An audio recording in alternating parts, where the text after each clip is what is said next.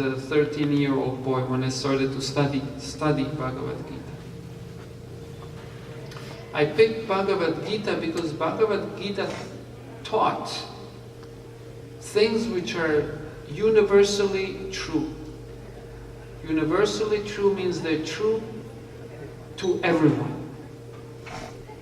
Whether you're born Hindu or Muslim or Christian or atheist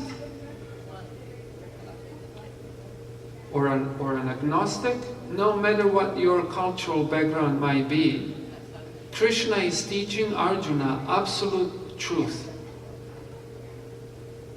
Absolute truth is truth which is true at all times, in all places, and under all circumstances.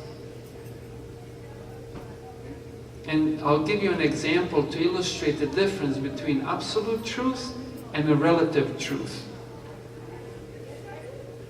So absolute truth is true at all times, in all places, under all circumstances.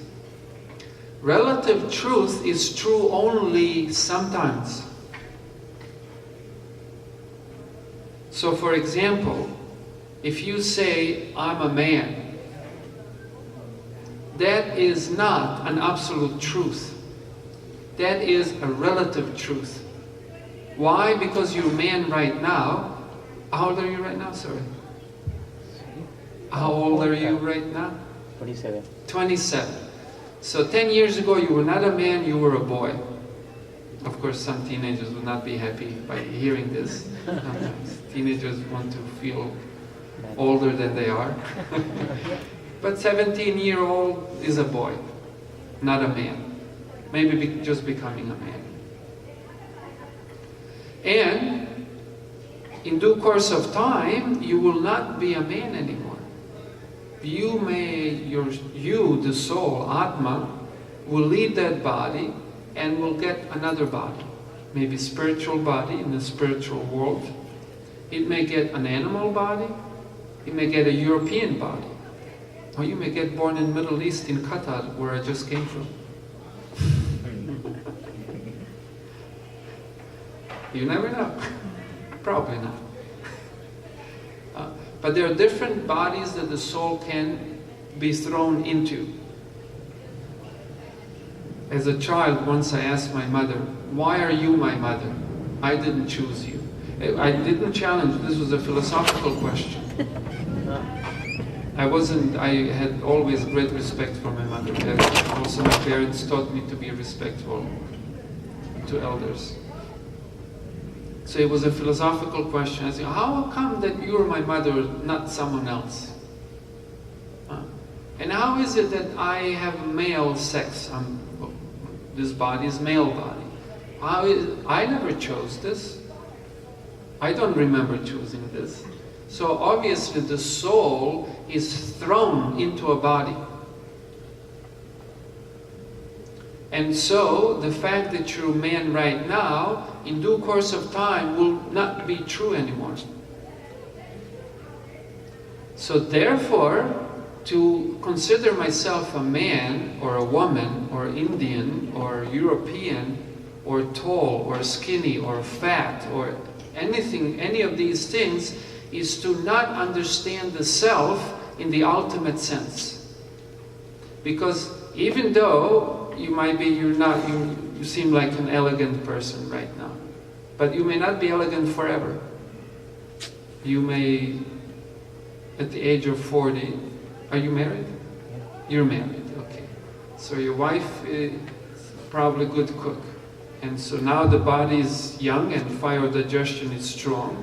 So you may remain elegant. But at the age of 40, when the fire of digestion decreases, then all the prasad that you take may start to expand the body. And then you will not be elegant anymore. It's just usually what happens. It's just a natural course. So, you're not skinny, or you're not fat, or you're not medium, in the ultimate sense of the term. Why? Because that is not absolute truth. This is relative truth. Now Arjuna here is asking, what is Adi Atma? He's not asking what is Atma, who am I? But he's asking what is Adi Atma? In the ultimate sense, in the absolute sense, who am I? I'm Arjuna now, but in future I will not be Arjuna. I may not even be a man. So, he is asking, what is Adi Atma? Which means, what is the absolute truth about the self? Because if you go back and think what I said earlier, that absolute truth means truth that is true at all times, in all circumstances, under all conditions. So who are we under all circumstances, in all times, under all conditions? In other words, how do we describe ourselves in such a way that when we describe ourselves, that is going to be true about ourselves at all times? That is what Arjuna is asking. And Krishna will answer that question. For example, in... anyone here speaks Spanish, maybe? I don't. I just know few Spanish words. I learned because I live in Southern California. There's a lot of Spanish-speaking people down there. So in Spanish language, you differentiate between person being as always being, and between person being temporarily something. So for example, if I ask you, who are you? And you say, I am tired. That is a bad answer. Who are you? I'm tired. Why is that not a good answer? Because you're not tired all the time. You're just tired right now. That's just one characteristic of who you temporarily might be. You're not always tired. And if you are, you can buy Manoj, what's his name? Manoj's 5-hour energy drink. Don't, it's actually not good. It's actually not good. It's not sattvic. It's actually not fit for human consumption. But modern humans, they consume all kinds of things, alcohol, and you name it. So similarly, when we ask ourselves, who are we? Am I a doctor? Am I a dentist? Am I a street sweeper? We're none of these things. We might be temporarily in these positions, but we're not these things. And this is very, very smart on the part of Arjuna. So this means Arjuna is a very smart person. Because most people, throughout their lives, they concern themselves with trying to understand, who am I temporarily? So I'm a man, I have male needs. I'm a body, physical body, so I have physical needs. Now why would this be a problem? Practically, why is it a problem to think of ourselves in these kind of temporary, non-absolute terms?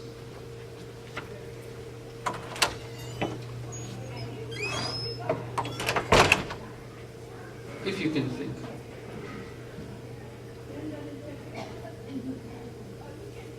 The problem is that thinking like this creates further problems. You never ever solve your problems.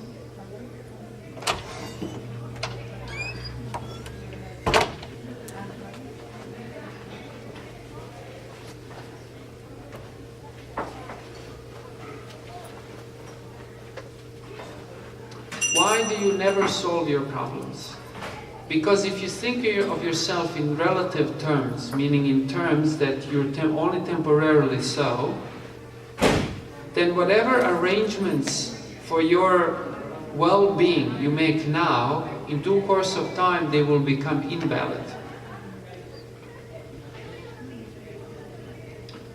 You see, in the material world, people make arrangements all the time for their well-being. They get a job, they get this kind of education, they get particular type of health insurance, they get particular type of car insurance, etc., etc., etc. But this ultimately is always a problem. Why? Because material realm, as we will see in this chapter, text 3, Krishna says that material realm is ever-changing realm. And this is a big problem. Because whatever arrangements you make for your security, in due course of time, you have to change. And then you have to endeavor again and again. And in this way, those who are in materialistic consciousness, in physical consciousness, are never at peace.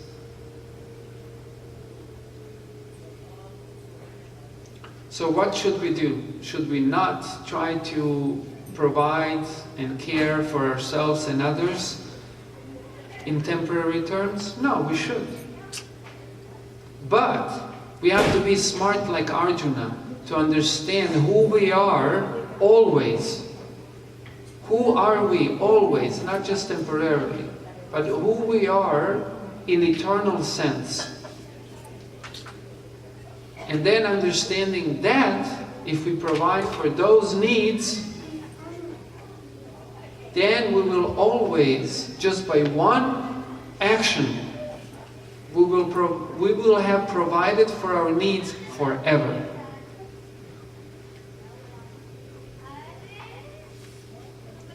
But we're not asking ourselves, what is Adhyatma?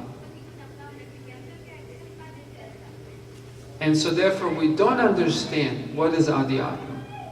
And therefore we continue to be stressed out and live a life of fear.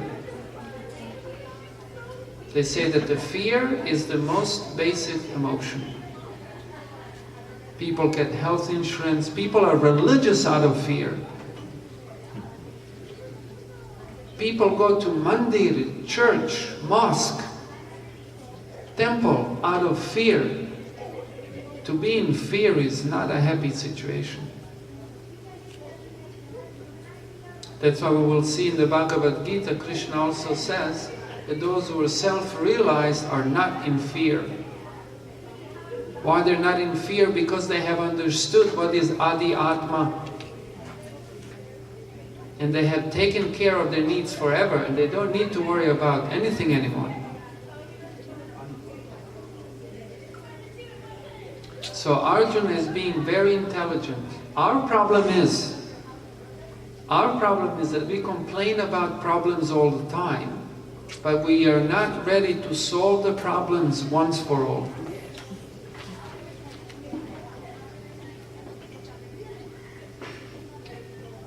So not only does Arjuna inquiring as to what is Adhyatma, but he's also inquiring about other things.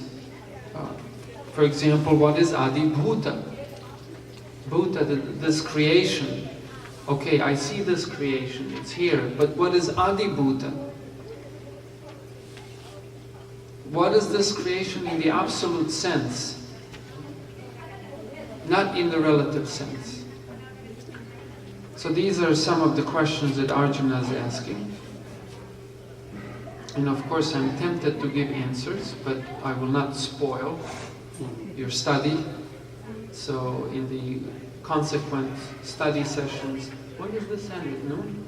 12, yes. 12, okay. So today there is no Paul here. He has other classes. Okay. No, from our side we are saying that. Ah, okay. So from your side there is no pressure. Yeah. Pressure is over. What can we do? Excuse We have me? removed our pressure. How can we have? No, I have not. I have simply glorified Arjuna for asking intelligent questions. But it has Yes. come in our And just to get people to ask themselves these intelligent questions, it is very, very difficult. See, people complain about suffering. They complain about personal pain. When they're in trouble, they go to their priest, they go to their friend, they go to their mother, father, but they never inquire, they never ask right questions. And because they're not asking this question as Arjuna is asking, what is absolute truth? Not relative truth, but absolute truth. If you can remember this much, this is philosophical work, so this is philosophical question. The difference between absolute truth and the relative truth is that absolute truth is true at all times, at all places, under all circumstances. Relative truth is true only sometimes. So in the absolute sense, who are we? In the absolute sense, what is this world? For example, about this world, Krishna says, this is ever-changing realm. This is not your home. So many people will tell you, do this, do that, and you'll be happy in this world. No. There's no happiness in this world. Happiness in this world, even if it appears for some time, it goes away. Every single time. Why? Because this world is temporary by nature. This is not absolute world. And this is the absolute nature of this temporary world.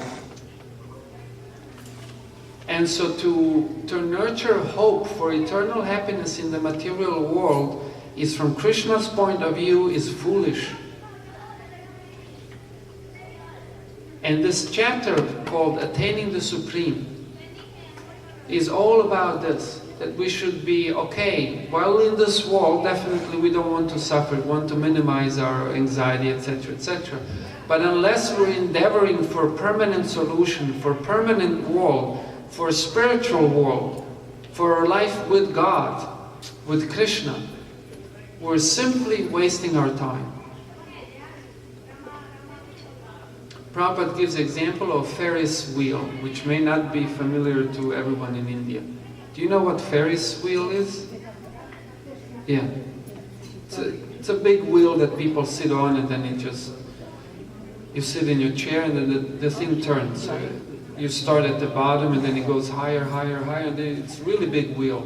Then when you're on top, you see everywhere around, and it's a beautiful view, and then you slowly go down, and then you're down again. So Srila Prabhupada says, for those who are not striving to go back to Godhead, back to the spiritual world, they're just like on a Ferris wheel in the material world. In one life they're rich, they're up on top, and one lifetime they're a street sweeper.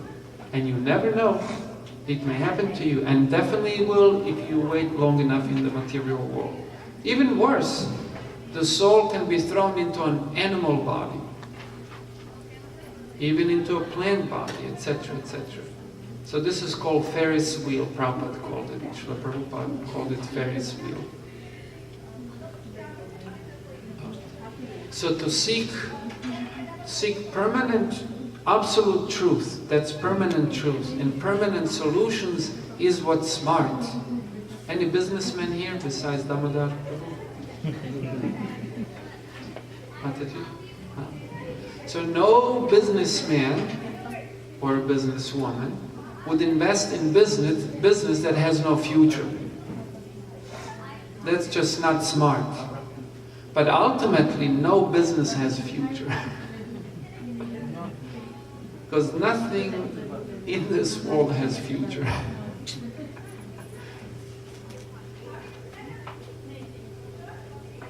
Everything in this world comes and goes at all times.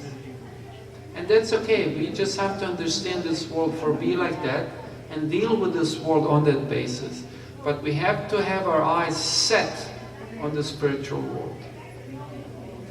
And even when living in this world, if we understand truly who we are and what is the nature, perennial means eternal nature of this world, we will know how to live in this world in the best possible way.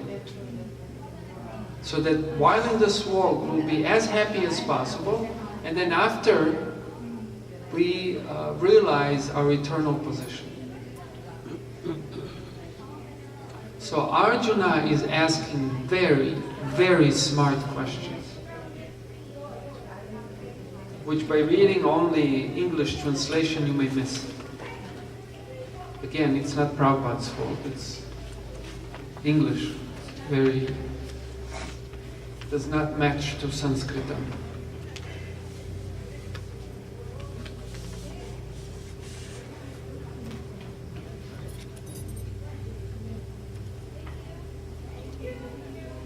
So I shall stop there because I would like to leave you with one thought. If I leave you with two thoughts, you may forget one. Or maybe both.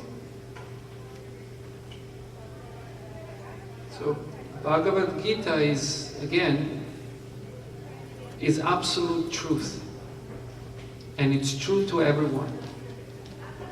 Doesn't matter what cultural or religious background one might have come from. It does not matter.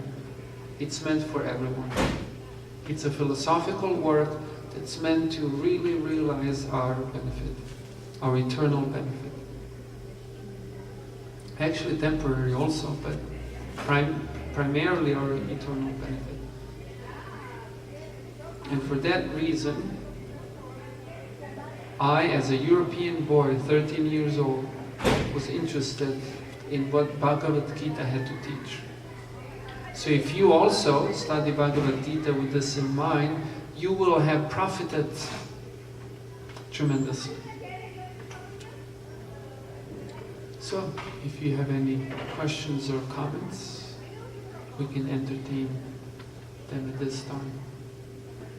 So I'm just curious, how did you, did someone introduce you with the Bhagavad Gita, or how did you get involved in Krishna consciousness, or picked up the Bhagavad Gita and started reading when you were 13 years old? I picked it up from a library. Oh. There was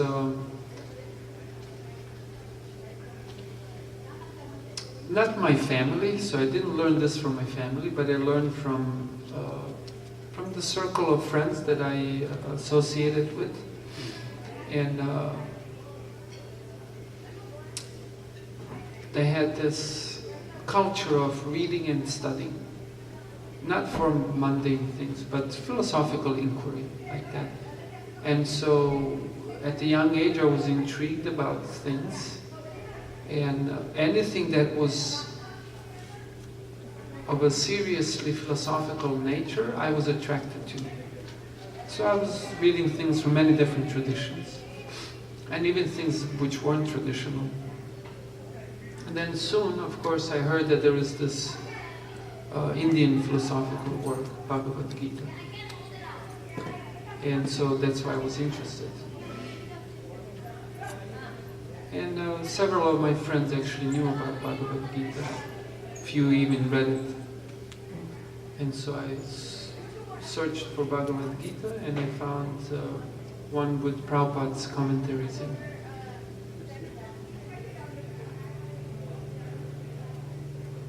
Which is also an interesting thing, because in the Bhagavad Gita, Krishna says, you should become my devotee, Krishna says. You should become what? My bhakta, my devotee. Okay. And there were so many Bhagavad translations and commentaries of Bhagavad Gita in the West, and hardly anyone ever became Krishna Bhakta. But once Srila Prabhupada translated Bhagavad Gita and wrote his commentaries, hundreds of thousands of people became Krishna Bhaktas, including myself. So again, this is not a matter of religious choice, this is a matter of absolute truth. As Krishna tells Arjuna in the Bhagavad Gita, don't be a Vedavadi, be a Tattvavadi. Don't study the Vedas for the mere sake of cultural belonging. But study this because it's true. And it's true at all times, in all places, in all circumstances. Is that good? Yes, absolutely. I have one question actually. So, knowing this knowledge about absolute truth and then which is right true at all the times, all the ages basically. And given the fact that we are into this life basically, right, and the way we usually grow up, right, we get education, we get job, we get married, we get children, and we get that, we try to get the sense of security that you talked about, right, getting a job, getting money, getting everything for a secure future. And now that we learn that there is no security and there is no future, what do we do immediately? Because we have family, we have kids, we continue to do job. We commit a group suicide. Please forgive me, I'm really joking here. It's not that there is no security, but there is no absolute security. There is no absolute security. For example, no matter what arrangements you may make in this world, you may be a billionaire and overnight become poor. You just don't know. That's very possible. And it has happened before. Not very likely, but it could happen. So there is security, but it's not absolute security. And that's what's really eating people, really bothering people. I heard from His Holiness Devamrita Swami. You may or may not know him, not the Swamiji is in ISKCON. He referred to a study that was done in Silicon Valley. And they interviewed families, people who had 1 million in cash, 1 million in assets, and 1 million in investments. So they're basically millionaires. And they interviewed them to see what they think, whether they have enough, and whether they feel secure, etc. None of them felt secure. None of them felt secure. Whereas a sadhu in Vrindavan living in a cave feels secure. Doesn't have a penny. Correct. Absolutely right. Just see how illusory this sense of security is. And those millionaires, they're right.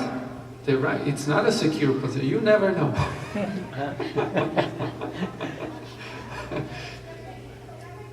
It's secure, but not absolutely. So basically you never know. You never know means if chance is 1 out of a million, what if you're that 1 millionth? That 1 out of 1 million. Yeah, you don't know.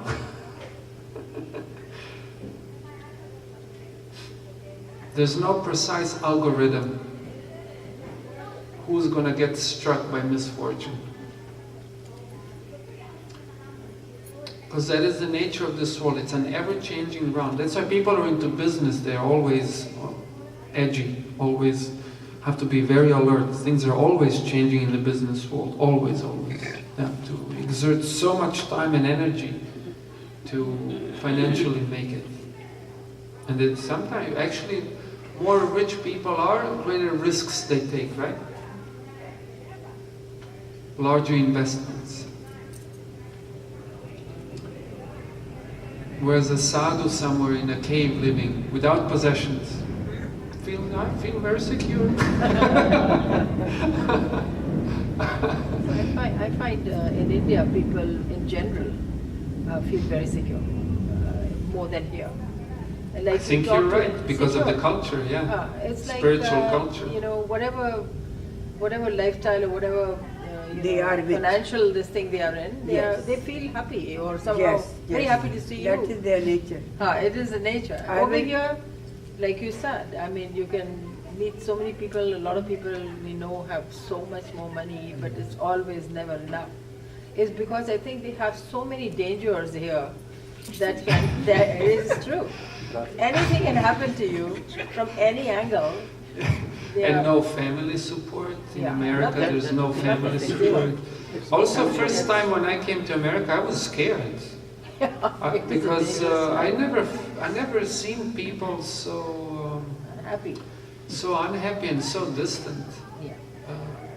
And for example, in America, when a child turns 18, the child is pushed out of the home. I mean, when I was when I was 19, I was 19 when I went to live as a brahmachari in the ashram.